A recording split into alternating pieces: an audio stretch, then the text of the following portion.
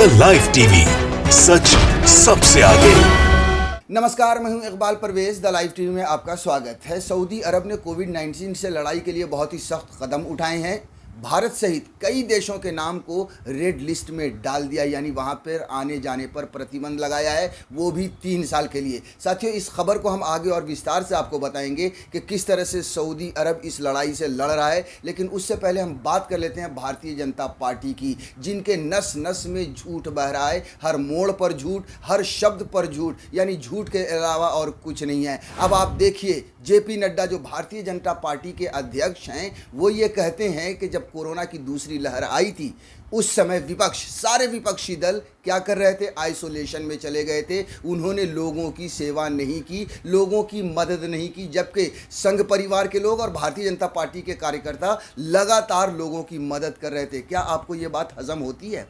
क्या आपने कहीं भी देखा कि संघ के कोई लोग आपकी मदद कर रहे हों, या भारतीय जनता पार्टी के कुछ लोग या उनके कार्यकर्ता जनता की मदद कर रहे थे? जी नहीं, ये मदद नहीं कर रहे थे। ये बल्कि सोशल मीडिया पर लोगों से मदद कर रहे थे, मदद मांग रहे थे। और मदद इनकी कौन कर रहा था? भारतीय जनता पार्टी के नेताओं की। जी हाँ, कांग्रेस के लोग। हम इसका पूरा सबूत आपको दिखाएंगे, लेकिन उससे पहले आपको बता दें कि देखिए कि गोदी मीडिया ने किस तरह से इस खबर को छापा भी है। देखिए, ये भी है कि इनका झूठ बार बार पकड़ा जाता है, लेकिन ये इतने बेशर्म है और इनकी चमड़ी इतनी मोटी हो चुकी है कि कुछ इन पर असर ही नहीं होता। और दूसरी तरफ गोदी मीडिया भी इनके झूठ को लगातार छापता रहता है। अब देखिए, ये श्रीनिवास बीवी जो कांग्रेस के हैं, उन्होंने मदद बहुत की थी और हमने खुद देखा था कि किस तरह से कांग्रेस के कार्यकर्ता या श्रीनिवास खुद सड़क पर थे, लगातार सड़क पर थे और लोगों की मदद कर रहे थे। और इन्होंने ही भारतीय जनता पार्टी के एक नेता की मदद की थी साथियों, उन्हें ऑक्सीजन मुहैया कराने में। उन्होंने इसे ट्वीट किया है। कोरोना में विपक्ष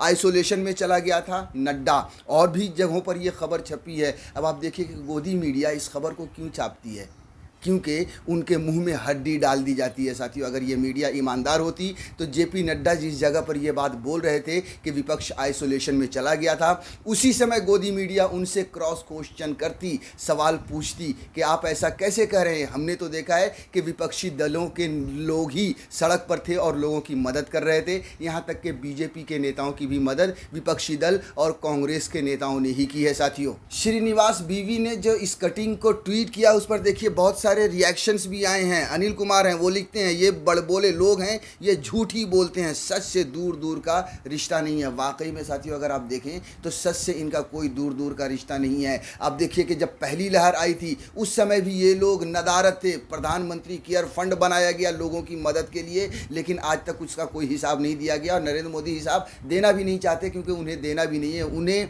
जो है सो मौके का फ़ायदा उठाना है साथियों। देखिए, राजिक भाई है एक ट्विटर हैंडल, वो लिखते हैं कि ये खुद जनता जानती है कि तुम लोग सिर्फ संपत्ति की खोज कर रहे थे कि बिकने को क्या क्या बचा है देश में, और लाशों के ढेर पर बैठकर ज्ञान दे रहे थे कि इससे अच्छी कोई जगह नहीं है स्वर्ग में जाने की। और योगी जी ठिठ्ठे मार के हंस रहे थे ये ज्ञान सुन के। कृष्णा गोपाल है, वो लिखते हैं कोई भटकी हुई आत्मा लगती है जो कोरोना के केस कम होने पर गुफा से बाहर निकली है। जी हाँ, हकीकत अगर आप देखें तो जब कोरोना का केस जब कम हुआ है, तभी भारतीय जनता पार्टी के ये नेता बाहर निकले हैं साथियों। उससे पहले जब बाहर निकले थे, बल्कि आप सोचिए कि बंगाल का चुनाव हो या फिर उत्तर प्रदेश का जो चुनाव हुआ था, पंचायत का चुनाव हो, ये सब चुनाव में व्यस्त थे। लोगों को मरने के लिए न सिर्फ छोड़ दिया था, बल्कि चुनाव के माध्यम से लोगों तक कोरोना पहुंचाने का काम किया था इन भारतीय जनता पार्टी के नेताओं ने। और अब जब केस कम हो गया है, तब सारे के सारे आ गए हैं अपनी अपनी क्रेडिट लेने के लिए। उसके बाद भारत असगरी BI लिखते हैं तुम सत्ता में रहकर जो नहीं कर पाए, वो विपक्ष में रहकर सोनू सूद ने किया है। वैसे भी आप कोरोना टाइम्स में सरकार बनाने में लगे रहे, चाहे 2020 में हो या MP में या 2021 में बंगाल में। बिल्कुल इन्होंने सही शब्दों का इस्तेमाल किया साथी। और हमने देखा है कि किस तरह से आम जनता, अगर पहली लहर जब आई थी तो सड़क पर आम लोग थे। जी हाँ, आम लोग जो रास्ते में जो मजदूर जो 2-2 हज़ार किलोमीटर दूर सफ़र कर रहे थे अपने घरों तक पहुंचने के लिए, हज़ार हज़ार किलोमीटर तक पैदल चल रहे थे, उन लोगों को खाना खिला रहे थे। बहुत सारे मैंने खुद देखा है गांव में, छोटे छोटे शहरों में, कि लोग अपनी कमाई के पैसों से राशन खरीद कर लोगों तक पहुंचा रहे थे, मगर भारतीय जनता पार्टी के लोग या संघ के लोग नज़र नहीं आ रहे थे। उस समय भी ये सवाल उठ रहा था। अब आपको बताता हूं कि भारतीय जनता पार्टी के नड्डा जो कह रहे हैं कि सभी विपक्ष आइसोलेशन में थे, उसी का अब आपको सबूत दे रहे हैं। ध्यान से देखिएगा, ये आज तक में भी खबर छपी थी और कई जगह खबर छपी थी कि भारतीय जनता पार्टी के एमपी ने कांग्रेस के लीडर से मदद मांगी ऑक्सीजन मुहैया कराने के लिए। देखिए आज तक में ये खबर छपी थी, दिल्ली बीजेपी सांसद ने मांगी ट्विटर पर ऑक्सीजन की मदद, कांग्रेस लीडर ने बढ़ाए हाथ। बीजेपी सांसद हंसराज हंस ने अपने ट्वीट में कहा कि दिल्ली के अशोक विहार के A62 में रहने वाले यश सिंघवानी को तत्काल ऑक्सीजन की ज़रूरत है। उनके इस ट्वीट पर यूथ कांग्रेस के अध्यक्ष श्रीनिवास बीवी ने तुरंत जवाब दिया। जी हाँ, आप देखिए कि उन्होंने ट्वीट भी आज तक ने इस ट्वीट को भी छापा था जिसमें डिटेल लिखा हुआ था। हंसराज हंस ने देखिए लिखा है ये ट्वीट, ऑक्सीजन रिक्वायर्ड मिस्टर यश सिंधवानी। उसके बाद बीवी श्रीनिवास ने भी जो लिखा था, सांसद जी परिवार से मेरा संपर्क हो गया है, यश के पिता के लिए ऑक्सीजन सिलेंडर मुहैया कराने का प्रयास हम कर रहे हैं। मतलब आप सोचिए कि श्रीनिवास ने कितनी जल्दी रिस्पॉन्ड किया और उन लोगों से जो है सो तत्काल बातचीत भी की और कोशिश की कि मुहैया कराई जाए, ऑक्सीजन वहां तक पहुंचाया जाए। तो ये था विपक्ष का रोल कोरोना की महामारी में, और ये था। और अब जब कोरोना कम हो गया है तो सत्ताधारी दल के नेता आकर कह रहे हैं कि विपक्षी लोग आइसोलेशन में चले गए थे। रवीश कुमार ने भी जेपी नड्डा के इस बयान पर अपनी प्रतिक्रिया दी है और फेसबुक पर उन्होंने पोस्ट किया है। बीजेपी अध्यक्ष जेपी नड्डा कह रहे हैं कि कोरोना के समय विपक्ष आइसोलेशन में चला गया था, सिर्फ भाजपा के कार्यकर्ता लोगों की जान बचाने में जुटे थे, जैसा कि अमर उजाला में छपा है। अगर ऐसा ही कहा है तो ये हद से भी बेहद है। बिल्कुल आम आदमी भी जानता है और ये भी जानते हैं साथियों।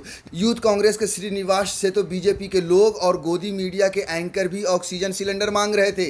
दूसरी लहर में सरकार और बीजेपी की क्या थी लोग जानते हैं, लेकिन इसके बाद भी अगर ऐसा कहा जा सकता है तो कहने के लिए कुछ नहीं बचा है। आम लोग एक दूसरे की मदद कर रहे थे, बीजेपी और संघ के लोग ट्विटर से फेसबुक पर मदद मांग रहे थे। ये हाल था। और जिस पर नड्डा कहते हैं कि विपक्ष आइसोलेशन में चला गया था, कुछ भी यहाँ पर छप जाता है। पहली तालाबंदी में विपक्ष से लेकर आम लोगों ने अपने पैसे से लोगों तक राशन पानी पहुँचाया। अप्रत्याशित तरीके से आम लोगों ने अपने पैसे से लाखों लोगों को खाना खिलाया था। वो दुनिया का सबसे बड़ा राहत कार्य था जिसे लोगों ने चलाया था। जी हाँ, बिल्कुल ये रवीश कुमार का मानना है। और जैसा कि मैंने पहले भी कहा कि ये देश का बच्चा बच्चा जानता है, ये देखता है, मगर फिर भी गोदी मीडिया इन पर पर्दा डालने के लिए उनके इस तरह के बयानों को छापती है। अब चलते हैं दूसरी खबर की ओर, जहां सऊदी अरब ने कोविड से लड़ने के लिए सख्त कदम उठाए। देखिए भारत समेत कई देशों को सऊदी अरब ने कोविड-19 रेड लिस्ट में डाला। 3 साल तक यात्रा पर लगाया प्रतिबंध। ये छोटा मोटा प्रतिबंध नहीं है साथियों। घातक कोरोना वायरस महामारी के प्रसार को रोकने के प्रयास में सऊदी अरब ने मंगलवार को भारत और संयुक्त राज्य अमेरिका सहित 20 देशों से आगमन पर प्रतिबंध लगा दिया, जबकि मध्य पूर्वी देश ने पिछले साल सितंबर से ही भारत से हवाई यात्रा को निलंबित कर दिया था। प्रतिबंध देशों की सूची अब काफी लंबी हो गई है। AFP ने बताया कि अस्थायी निलंबन जो बुधवार से शुरू हो गया है, राजनयिकों, सऊदी नागरिकों, चिकित्सा विशेषज्ञों और उनके परिवारों पर लागू नहीं होगा, लेकिन इसमें सऊदी अरब के पड़ोसी देश मिस्र और संयुक्त अरब अमीरात शामिल हैं। प्रतिबंध में लेबनान, तुर्की, आयरलैंड, इटली, पुर्तगाल, स्वीडन और स्विट्जरलैंड भी शामिल हैं। अमेरिका और भारत के अलावा अर्जेंटीना, ब्राजील, इंडोनेशिया, पाकिस्तान और दक्षिण अफ्रीका के यात्रियों को भी देश में प्रवेश करने से रोक दिया गया है। सऊदी अरब ने भारत सहित अपनी कोविड-19 लाल सूची में शामिल देशों की यात्रा करने वाले नागरिकों पर 3 साल के लिए यात्रा प्रतिबंध लगाया है। इसका उल्लंघन करने वालों पर भारी जुर्माना लगाने की भी घोषणा है। साथियों, इस तरह से सऊदी अरब ने एक बड़ा कदम उठाया है। पहली लहर जब आई थी उस समय हमारे देश सचेत नहीं था, लोग ये कह रहे थे और आज तक लोग ये कहते हैं कि भारत में अगर सही समय पर प्रधानमंत्री नरेंद्र मोदी ने कदम उठाया होता, अगर ट्रंप का वेलकम नहीं किया गया होता, तो फिर शायद भारत में भी कोरोना की इतनी बड़ी महामारी नहीं शुरू हुई होती। द लाइव टीवी, सच सबसे आगे।